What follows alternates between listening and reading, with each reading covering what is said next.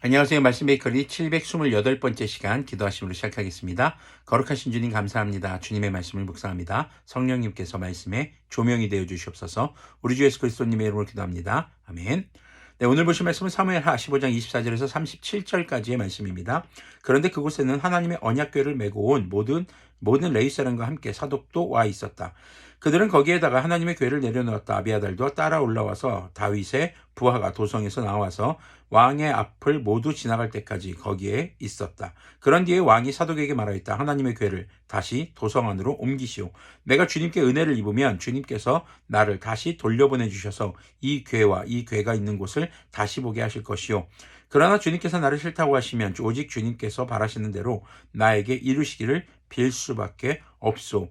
자, 다윗이 지금 하나님의 궤를 메고 온 사독제사장과 레위인들을 다시 돌려보냅니다. 하나님의 궤가 있어야 할 곳은 하나님의 성막, 하나님을 예배하고 제사하는 곳이었죠.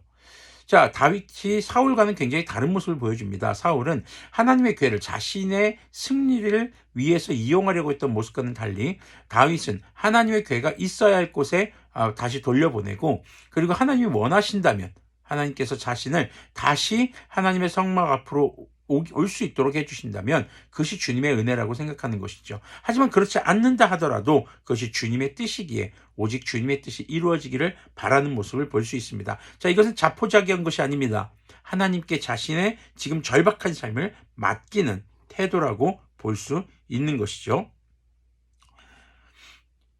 자, 26절 보면요. 그러나 주님께서 나를 싫다고 하시면 오직 주님께서 바라시는 대로 나에게 이루시기를 빌 수밖에 없소. 왕이 또 제사장 사독에게 말하였다. 사독 제사장님께서는 선견자가 아니십니까? 성 안으로 평안히 돌아가시기 바랍니다.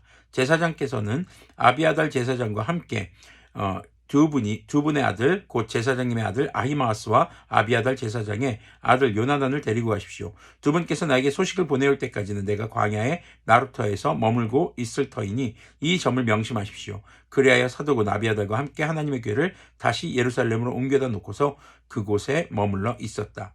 다윗은 사독 그리고 그 자녀들 제사장 가문을 돌려보내면서 하나님의 음성을 기다리는 것입니다. 그리고 또한 예루살렘 성 안에서의 소식도 기다리고 있는 것이죠. 다윗은요, 지금 절대 포기한 것이 아닙니다. 지금 포기하고 도망치는 것이 아닙니다. 하나님의 뜻을 구하며 잠시 자리를 피해 있는 것이죠. 그리고 하나님께 모든 것을 맡기지만 예루살렘 성 안에서의 소식을 또 듣기 위한 그런 최선의 노력도 하고 있는 것입니다. 30절 계속 보면요. 다윗은 올리브산 언덕으로 올라갔다. 그는 올라가면서 계속 가여 울고 머리를 가리고 슬퍼하면서 맨발로 걸어서 갔다. 다윗과 함께 있는 모든 백성들도 모두 머리를 가리고 울면서 언덕으로 올라갔다. 자, 암논에게 겁탈당했던 다말이 바로 슬퍼했던 모습이 그대로 다윗과 다윗을 따르는 백성들에게도 나타나는 모습을 볼 수 있습니다. 물론 이런 행동은요, 아주 슬픈 상황을 표현하는 당시의 관습이기도 했고요. 또 성경에서 이렇게 표현하는 것은 지금 다윗이 겪고 있는 이 고난이 암논의 죄를 적절히 처리하지 않고 그 일을 처벌하지 않은 그런 이유로 그것이 점점 커져서 이런 압살롬의 반역까지 온 것임을 또 우리에게 넌지시 생각할 수 있게 해주는 대목이 되는 것입니다. 자, 31절을 보면요. 그때 누가 다윗에게 압살롬과 함께 반역한 사람들 가운데는 아히도벨도 끼어 있다는 말을 전하자 다윗이 기도하였다. 주님, 부디 아히도벨의 계획이 어리석은 것이 되게 하여 주십시오. 다윗이 사람들이 하나님을 경배하는 산꼭대기에 다다르니 아렉 사람 후세가 슬픔을 못 이겨서 겉옷을 찢고 머리에 흙을 뒤집어 쓴 채로 나오면서 다윗을 맞았다. 자, 아히도벨은 우리가 지난 말씀 묵상에서 우리 12절에서도 언급됐었던 인물이지만 그 당시에 굉장히 지혜가 뛰어났던 인물로 보여집니다. 자, 그가 지금 압살롬 편에 붙었죠. 그러니까 지금 두려운 존재가 될 수밖에 없겠죠. 지혜로운 자가 내 편일 때는 참 든든하지만 적의 편에 있을 때는 굉장히 두려운 존재가 될 것입니다. 이때 다윗은 하나님께 간구하고 하나님을 의지하는 기도를 다시 한번 합니다. 바로 아히도벨의 계략이 무너지게 해달라는 것이죠.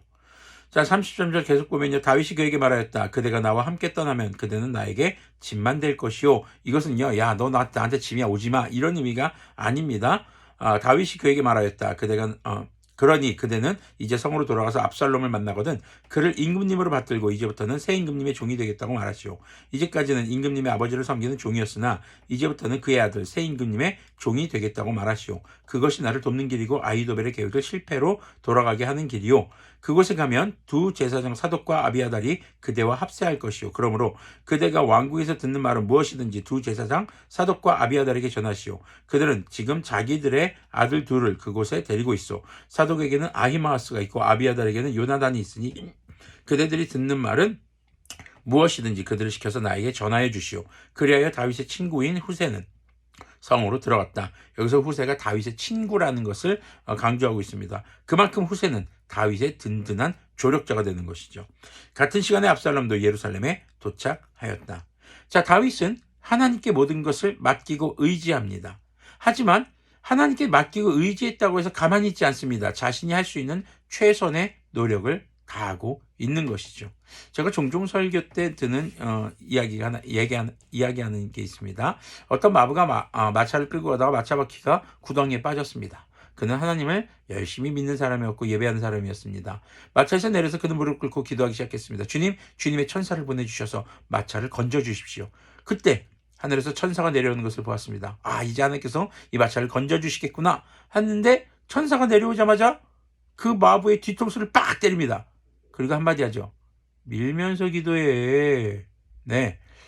자, 우리가 어려움에 처해 있을 때, 공경에 처해 있을 때 주님께 맡기고 주님께 우리의 모든 삶을 맡기며 주님의 뜻을 구하는 기도를 하는 것이 절대적으로 필요합니다. 그러나 그 기도만으로 안주하고 포기하고 있는 것이 아니라 우리의 삶에 내가 할 수 있는 것에 최선을 다해서 하는 것도 중요한 것임을 우리는 깨달아야 할 것입니다.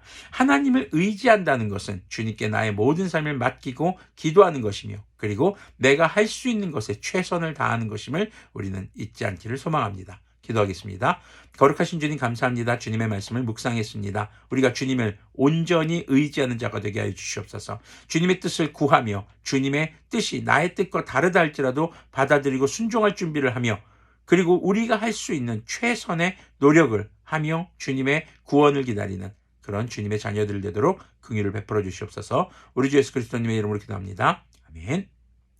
네, 오늘도 우리의 모든 삶을 주님께 맡기고 우리에게 주어진 삶에 성실히 충실하게 최선을 다해 살아가는 그런 우리들이 되기를 소망합니다.